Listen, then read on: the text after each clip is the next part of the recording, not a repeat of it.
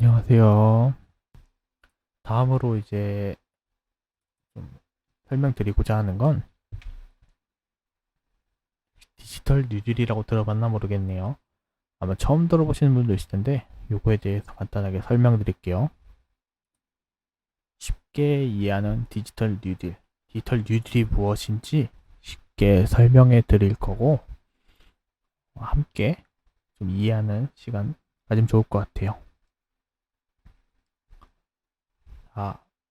공차는 먼저 디지털 뉴딜이 무엇인지 설명을 드릴 거고 디지털 뉴딜 안에 들어가 있는 이제 4개의 분야, 또 12가지 추진 과제가 있어요.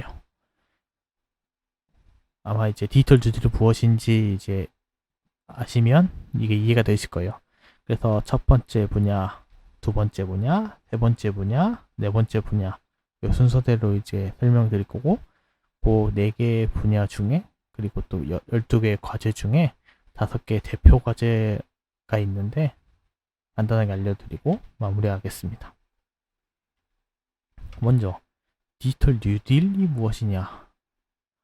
디지털 뉴딜은 2020년 7월 정부에서 추진하겠다고 발표한 정책 중 한국판 뉴딜이라는 정책이 있는데 그 정책 중에 하나라고 보시면 됩니다.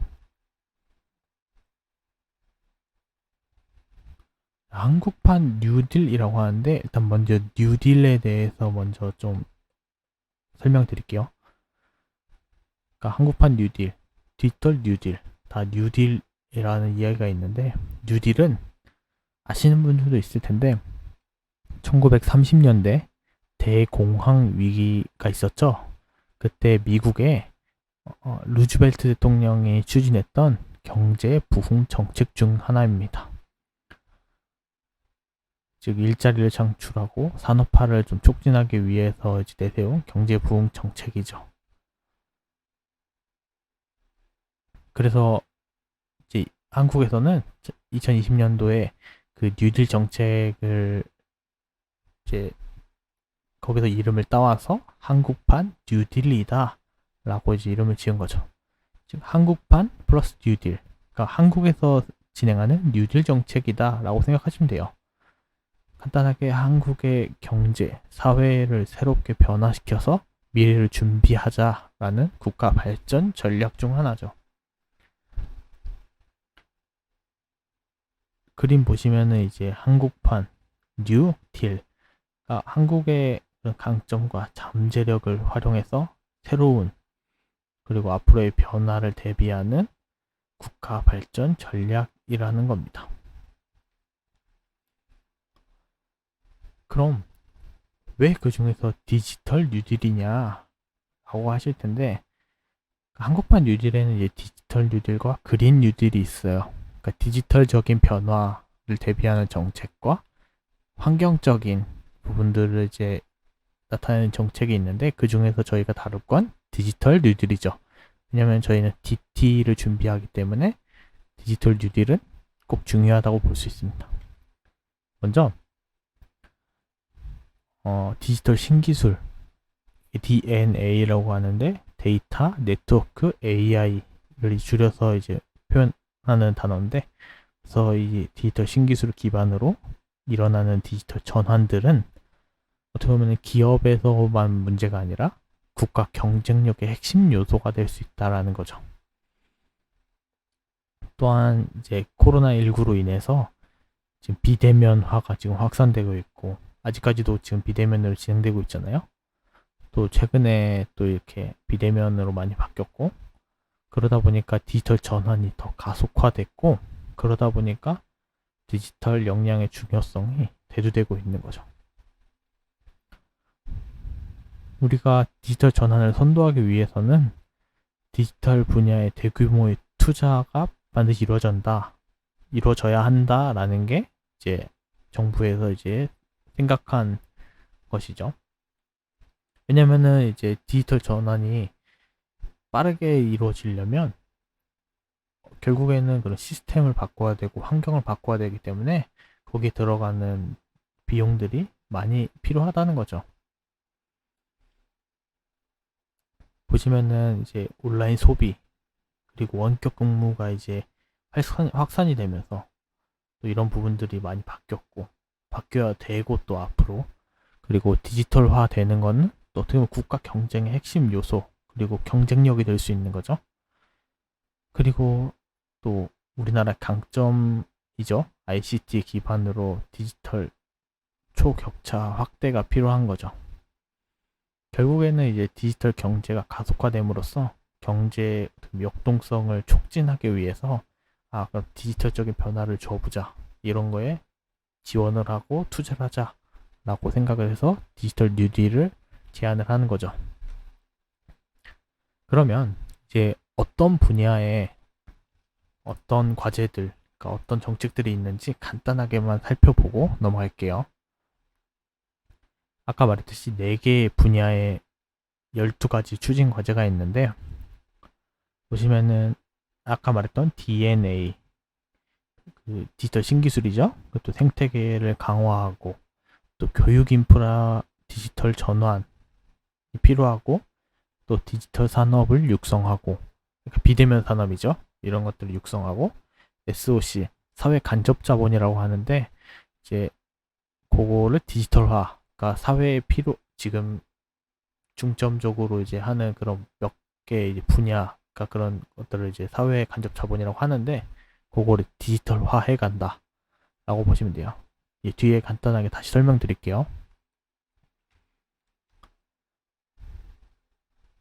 그 안에 이제 12개 추진 과제에 대해서도 간단하게 보면 이제 뒤에서 설명드릴 텐데 이제 4개, 2개, 3개, 3개 요렇게 이제 과제들이 포함이 되어 있습니다. 자, 그러면 첫 번째 DNA 생태계 강화부터 설명드릴게요. DNA는 데이터 네트워크 AI라고 했죠. 그 중에 이제 첫 번째는 국민 생활과 밀접한 분야의 데이터 구축, 개방, 활용, 데이터에 대한 부분인데 간단하게 말하면 데이터 댐을 구축한다고 보시면 돼요. 그러니까 댐이라는 거는 물을 막아두고 또 필요에 따라 물을 공급해주고 또 이런 역할을 하잖아요. 말 그대로 데이터를 수집하고 또 보관하고 이걸 필요에 따라 개방하고 활용할 수 있는 시스템을 마련하겠다라는 게 데이터 댐 구축이고 그래서 이걸 통해서 디지털 경제 기반을 갖춘다라는 겁니다. 그러니까 지금은 어떻게 보면 기업 내에서만 이루어지고 있는 데이터 수집 이런 것들을 국가 차원에서 정부 차원에서 이제 활용을 하겠다 시스템을 만들어 보겠다라는 거죠. 정리하자면 이제 데이터 수집, 개방, 활용에서부터 또 유통하고 또 인공지능을 활용하고 이런 것까지 데이터 생태계라고 표현을 하거든요. 이런 전반적인 모형을 그래서 이런 데이터 생태계를 강화하고 또 민관 합동 데이터 컨트롤 타워를 마련해서 데이터 경제 전환을 가속화로 추진하겠다라는 거죠. 그 다음은 두 번째는 1, 2, 3차 전산업 그리고 5세대 이동통신, 인공지능 융합해서 확산하겠다라는 건데 간단하게 설명드리면 이제 디지털 콘텐츠, 자율주행차, 자율운항 선박 등 이런 산업 분야의 5G 이동통신 그런 기반 융합 서비스를 확대하고 또 그런 인공지능을 활용함으로써 다양한 산업과 공공 분야의 이제 산업 고도화를 추진하겠다라는 거죠.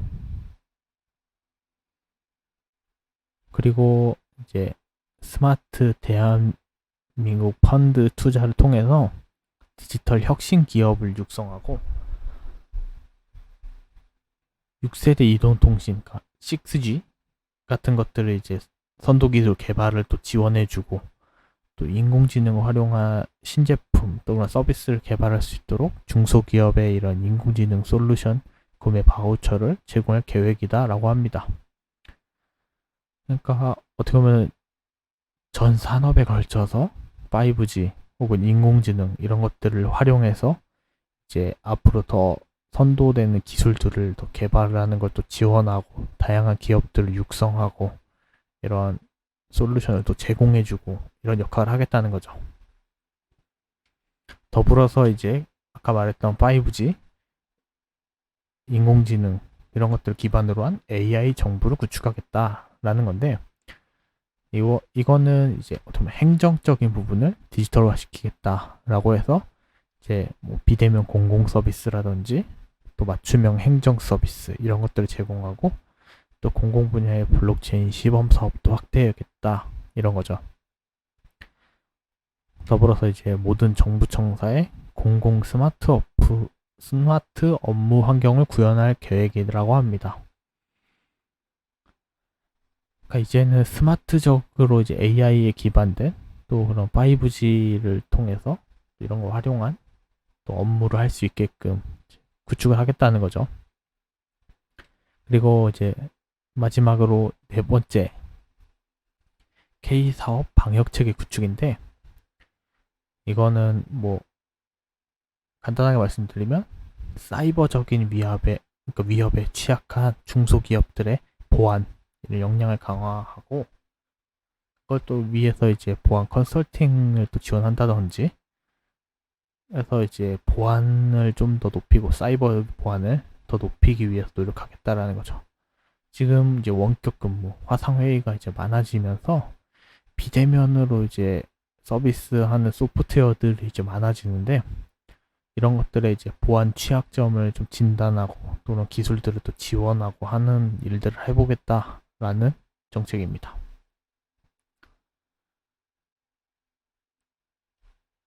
그림으로 보시면 약간 이렇게 보시면 돼요. 데이터 댐 구축, 5G AI 융합 확산 이걸 통해서 또 정부의 행정적인 것도 다 지능형으로 바꾸고 또 이 안에 필요한 보안 또 것들을 K 사이버 방역이라고 해서 보안을 더 강화하는 데 투자하겠다라는 거죠. 구체적으로 보시면 2025년까지 38조 5천억 원 투자하고 56만 7천 개의 일자리를 창출하겠다라는 구체적인 계획인데 좀 지켜봐야겠죠.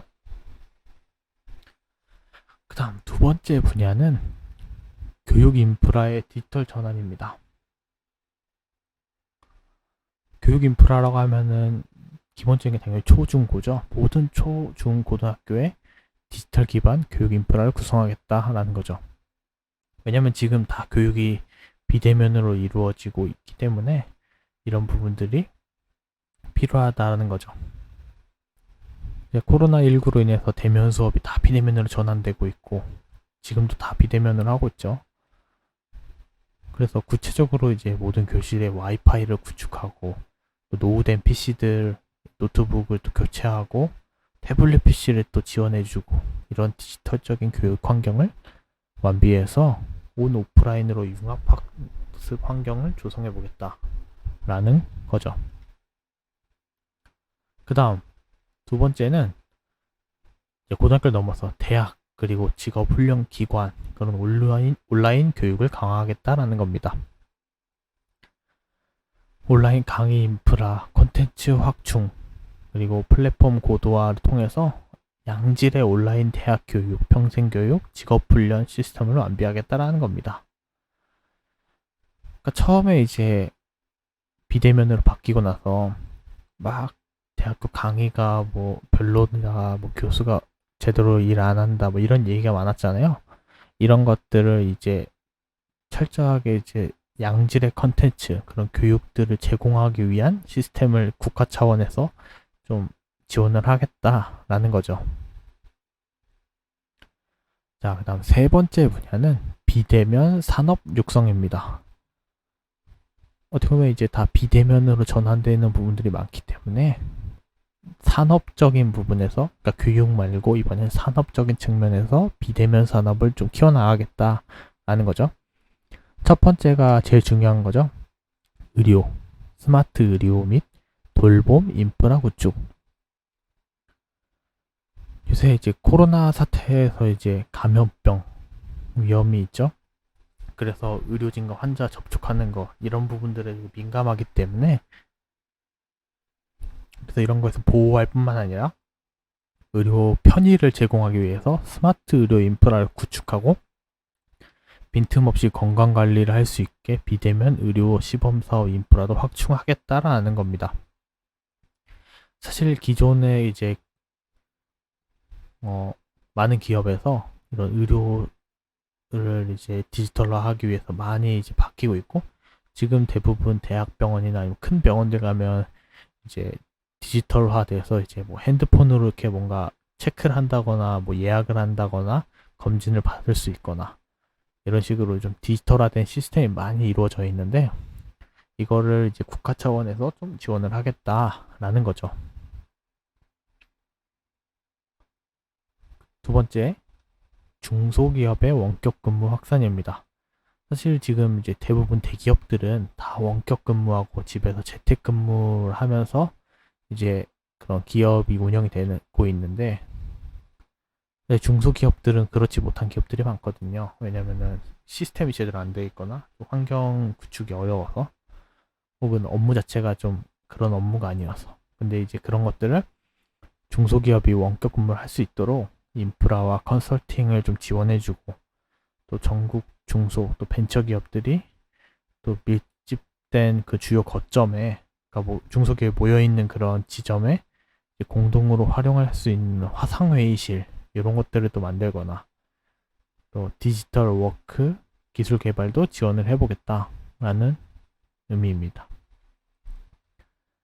세 번째는 소상공인들의 온라인 비즈니스 지원입니다.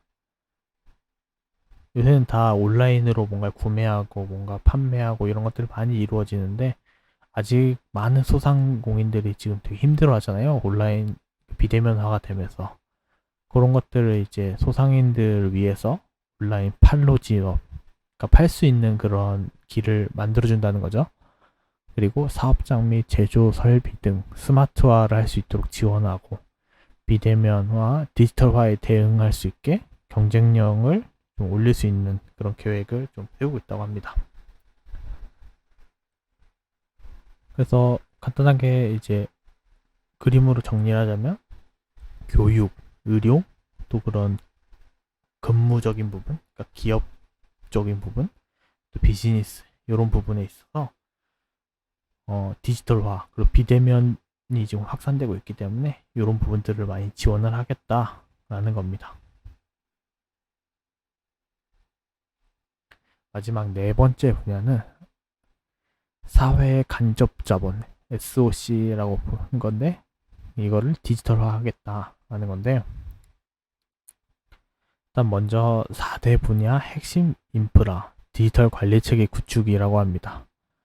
그러니까 사회 간접 자본 중에 중요한 4대 분야가 있는데, 여기에 이제 핵심 인프라 디지털 관리 체계를 구축하겠다라는 거죠.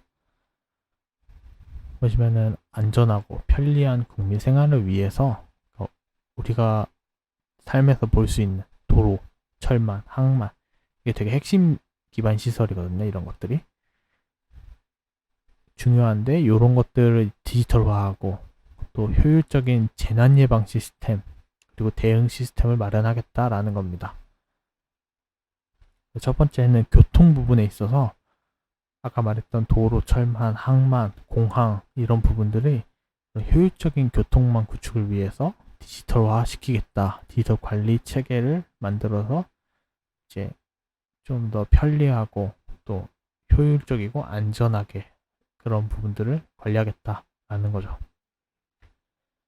그리고 디지털 트윈이라고, 이거는 이제 가상 시뮬레이션을 돌린다고 생각하시면 되는데, 안전하게 국토 시설 관리 등을 위해서 이런 도로, 뭐 철도, 지하 공간, 항만 이런 교통과 관련된, 혹은 이제 사회 간접 자본 중에 하나죠. 이런 것들을 대상으로 디지털 트윈을 만들어서, 예를 들어서 도로를 깔 때 이거를 미리 가상으로 이제 가상 공간에 이제 미리 만들어서 시뮬레이션을 돌려보고, 이게 안전한지 적합한지 이런 것들을 미리 시뮬레이션 함으로써 이제 더 안전하고 또 효율적으로도 이제 구축을 할 수 있는 거죠.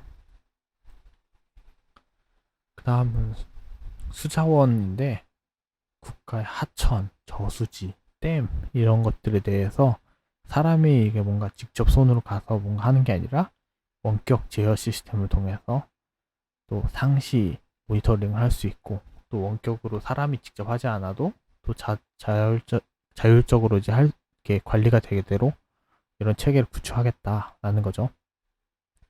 뿐만 아니라 지금 이제 어떻게 보면은 지금도 어떻게 보면 국가 재난 상황이기도 한데, 이런 재난, 재해에 대해서 위험한 지역들이 또 있잖아요. 예를 들어 바닷가에 뭐 그런 지역들이 있을 수 있고, 아니면 산간 지방이라든지 이런 고위험 지역에 경보 시스템을 잘 설치해서 이제 빠르게 대처할 수 있게 한다든지, 또 그런 재난 관리 그런 자원들을 통합 관리할 수 있는 시스템을 구축해서 전반적으로 효율적으로 움직일 수 있는 그런 시스템을 구축한다는 거죠. 다음으로 두 번째는 도시 산단의 공간, 디지털 혁신을 의미합니다.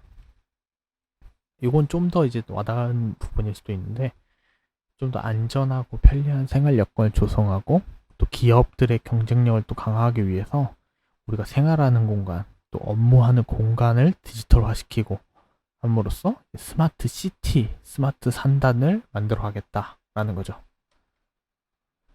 그 다음에 이제 교통, 방범, 방제 등 이제 어떻게 보면 분야별로 따로따로 CCTV가 작동이 되는데, 예를 들어 교통 관련된 CCTV, 또 방범 CCTV, 아니면 방제 CCTV가 따로따로 있거든요.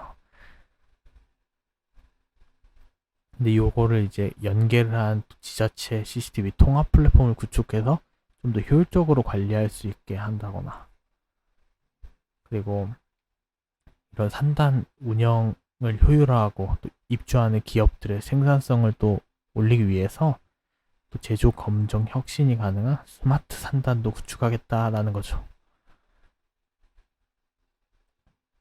이런 부분들은 이제 어떤 스마트 산단 이런 것들은 이제 기업에서 이제 막 스마트화를 추진하고 많이 하고 있는데, 이거를 이제 정부 차원에서 전체적으로 좀 그 지역, 그 공간 이런 것들을 좀 스마트화 시키겠다라는 거죠.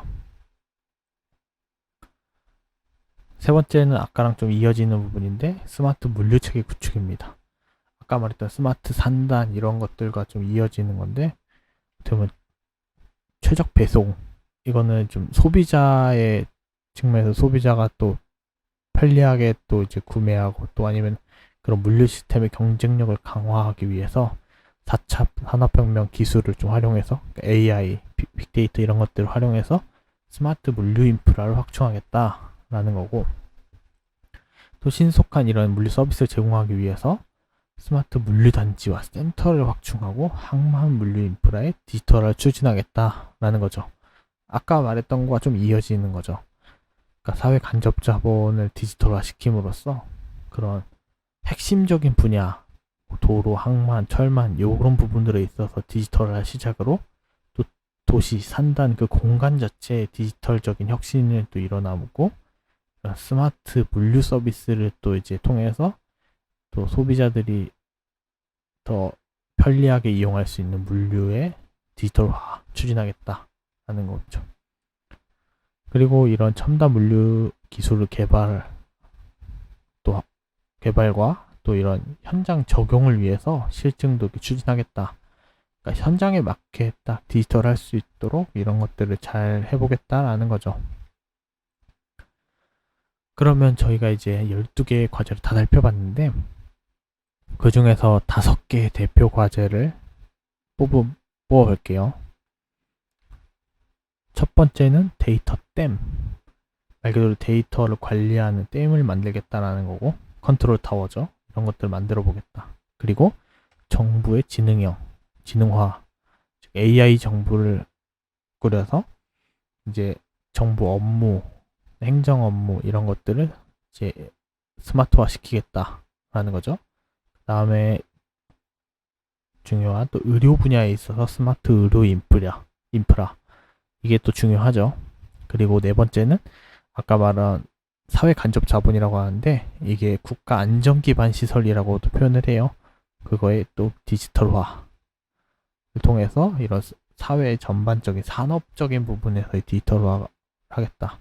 그리고 거기에 들어가는 디지털 트윈이라고 하는 뭐 가상 시뮬레이션 기술을 통해서 이제 미리 시뮬레이션 해보고 이런 디지털 트윈을 또 만들어 나가겠다라는 또 이제 과제가 있었죠.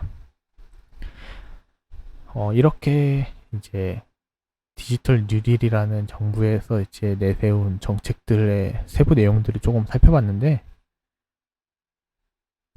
간단하게 마무리해 보자면, 아마 이걸 이제 들으시면서 설명을 보시면서 이제 느끼신 건데, DT라는 게 기업만의 과제가 아니라 이제 기업을 넘어서 국가적인 과제가 되었다라고 보시면 돼요. 국가적인 차원에서 이제 지원을 하고 또 디지털 전환을 위해서 국가적인 노력이 들어가고 있다라고 생각하는 거죠. 저희는 개인의 차원에서 접근을 한다면 또 정부는 또 국가적인 차원에서 접근을 하는 거죠. 앞으로 정부에서 추진하는 디지털 뉴딜이 어떻게 진행이 되는지 또 저희가 또 관심을 가지고 지켜봐야겠죠. 그렇게 지켜보면 아마 앞으로 이제 변화되는 그 디지털 전환을 이제 우리 삶에서 경험하는 거기 때문에 한번 관심을 갖고 지켜보면 좋을 것 같습니다.